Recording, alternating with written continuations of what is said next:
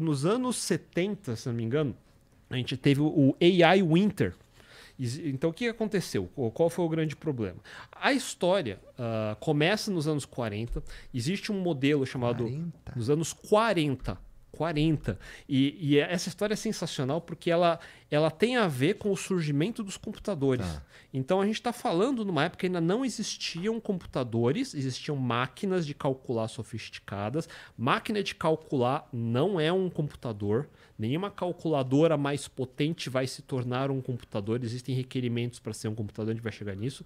Mas aí existiam dois pesquisadores chamados McCulloch e Pitts que foi pela primeira vez que eles pensaram, será que existe uma forma de eu pegar neurônios biológicos e representar isso no mundo de máquina binário? E aí eles saíram com a ideia de nêurons artificiais. Então era um modelo muito simples, que basicamente é uma funçãozinha que dá de 0 ou 1. Um, da mesma forma como o neurônio ativa ou não ativa a eletricidade no nosso cérebro. E essa é a fundação. Então o que é um neurônio de computação? Ele é uma formulinha onde você tem um parâmetro que multiplica por um peso e soma com um viés.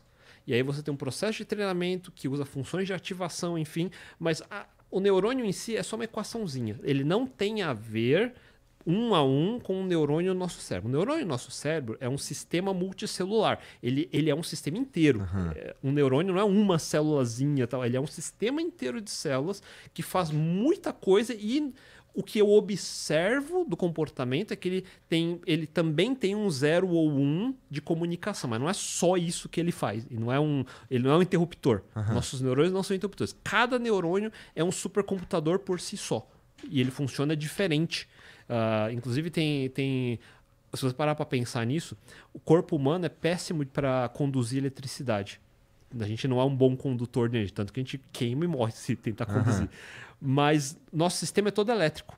E a gente dispara ativações no nosso cérebro e eu sinto no meu dedão do meu pé em milissegundos. E eu não tenho fio de cobre passando por mim, porque como é que você passa hoje eletricidade? É fio de cobre? Fibra ótica, sei lá. Eu não tenho nenhum material metálico condutivo dentro do meu corpo e mesmo assim ele consegue transferir informação ultra rápido e com uma economia de energia absurda. O tanto de energia que o meu cérebro gasta não é nem uma fração do que uma CPU normal de computador gasta quando ele não está fazendo nada. É muito eficiente. Então, assim, a gente ainda está longe, mas assim, não é pouca coisa longe, é tipo muito longe. Então, tudo que eu tenho é uma representação grosseira do comportamento observado, não o que ele faz igual. Entendeu o que eu quero dizer? Assim, eu vejo, é que nem eu ver um carro, ele vai da ponto A para o ponto B, e eu faço uma representação, uma bola que vai do ponto A ao ponto B. Que é muito diferente de um carro indo do ponto A ao ponto B. Exatamente. Aí o que acontece? Chegou nos anos 50, teve na universidade de... Desculpa, aí chegou na própria década de 40, você estava no final da Segunda Guerra Mundial. Então eu gosto muito dessa época, pessoal que é nerd de física e matemática, esse é um dos momentos únicos na história onde você teve todos os mais gênios cientistas de todos os tempos, tudo num único lugar na Universidade de Princeton, Dartmouth, fugindo da Segunda Guerra e tudo mais. Então você tinha lá Einstein, você tinha Gödel, Richard Feynman, John von Neumann, Oppenheimer, todo aquele povo ali. Aí ainda teve o Projeto Manhattan, que juntou mais gente ainda. Então, tipo, tem poucas vezes na história que você tinha uma quantidade de gente no mesmo lugar, podendo trocar ideia no corredor, tá ligado? Nossa, deve ter sido uma fase incrível mesmo, assim, no sentido de concentração de conteúdo ali, né? De, sei lá, poder intelectual. E imagina, eu sou um pesquisador, o Einstein tá aí tomando água, trocar uma ideia com ele, o que você acha disso aqui, disso daqui? E era mais ou menos assim. Pouquíssimas vezes na história a gente teve isso. A gente teve, por exemplo, em Cambridge, na época do Newton. Então, outra revolução ali, outro grande gênio. A gente teve, por exemplo, Renascença na Florença da Itália, época dos Medici, todos os grandes gênios ali. Talvez os gregos Entendeu? E é isso, na história da humanidade. Na história da humanidade. E no século XX, final do XIX, século XX, a gente teve esses grandes nomes, tipo, são os grandes nomes. E aí, esses grandes nomes estavam tentando...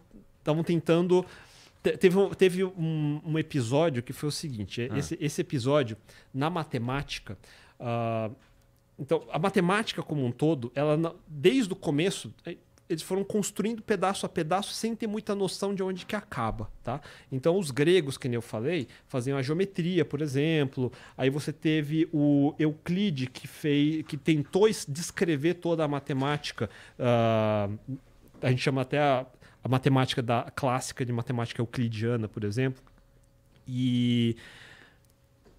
por 2000 anos, a gente não teve muita evolução. Foi chegando para o século... óbvio que teve, mas os principais do século XVIII, XIX, XX, chegou num ponto que eles queriam saber se existia uma forma de descrever toda a matemática possível. Isso foi a época de David Hilbert. David Hilbert, ele é um gênio, tão gênio quanto Einstein foi. Dizem que o Einstein bateu ele na teoria da relatividade por pouquíssimo tempo. Tipo, um dos dois iria sair com a teoria da relatividade. Entendi. É neste nível que a gente está falando. E aí o que aconteceu é que chegou numa época que a gente teve um problema onde começou a aparecer muita contradição dentro da... como é que chama?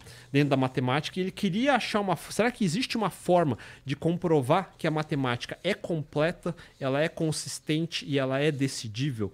Então, porque existia um cara chamado Kurt Gödel, que... Desculpa, na verdade, um pouco antes deixa eu pegar aqui.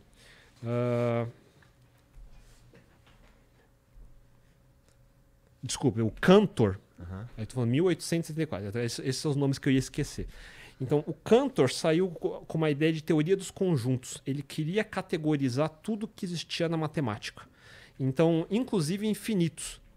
É ele que definiu se um infinito é maior do que outro infinito, por exemplo. Até então, a gente só aceita que todo infinito é infinito, é tudo igual, a gente aprende isso até hoje. Mas desde 1800 já se tinha essa noção de que existem infinitos diferentes, por exemplo. Que o infinito dos números naturais é menor do que o infinito entre 0 e 1, no número dos reais. E ele conseguiu provar isso matematicamente. Então, aí você começa a comprovar que existem vários problemas na matemática não tão bem definidos ou não tão bem resolvidos. E chegou um ponto no começo, acho que no final do século XIX, talvez no começo do século XX, que um grupo de matemáticos chamado de o pessoal mais de intuição fala matemática que não tem a ver com o mundo real não é tão importante, e tem os outros são os formalistas e falam, não, a matemática tem que ser 100% formalizada e funcionar independente se funciona no mundo real ou não. Então, isso gerou uma grande briga, e o que acabou acontecendo é que apareceu um pesquisador muito foda chamado Kurt Gödel.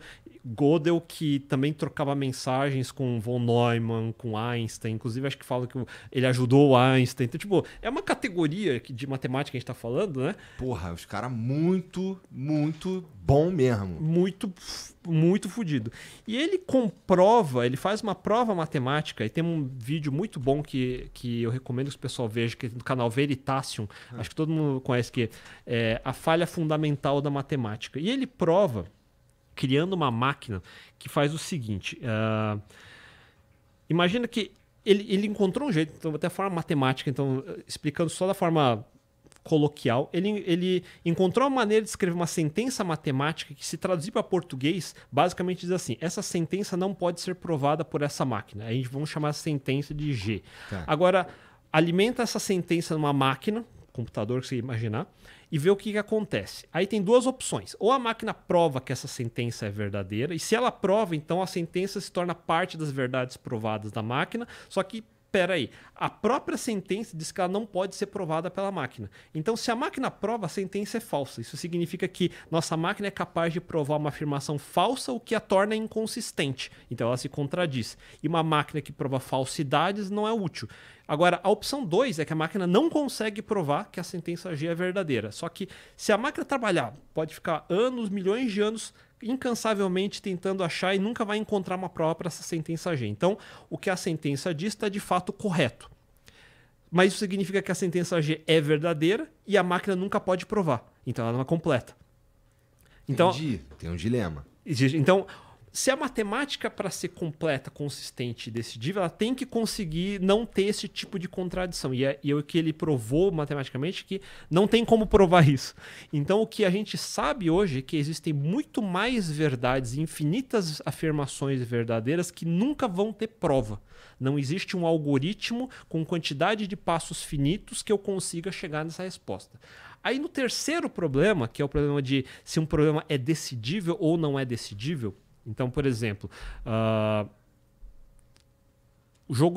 alguns jogos, esse jogo ele vai rodar para sempre ou ele tem um resultado? Um loop infinito, ele vai realmente ser infinito para sempre ou em algum momento ele para? Eu não consigo pegar esse programa e passar num outro programa e ele me dizer se isso termina ou não termina. Isso é um problema indecidível. Existem vários problemas não decidíveis, undecidable.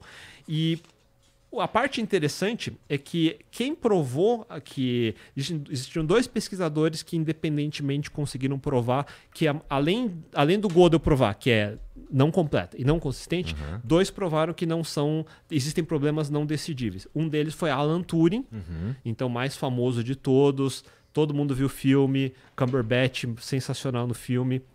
Foi daquele jeito mesmo. Jogo da imitação. Jogo da imitação. O filme ele pega a partir do ponto onde acho que ele volta para Inglaterra para ajudar na... Só que antes ele destruiu a matemática. Então... ele escreveu o paper, foi para a Europa e esse paper, para provar que a matemática não é decidível, ele inventa o computador. Então, o computador ele é um instrumento só para comprovar a não decidibilidade, não sei a palavra, do problema de Hilbert para jogar linha nessa fogueira.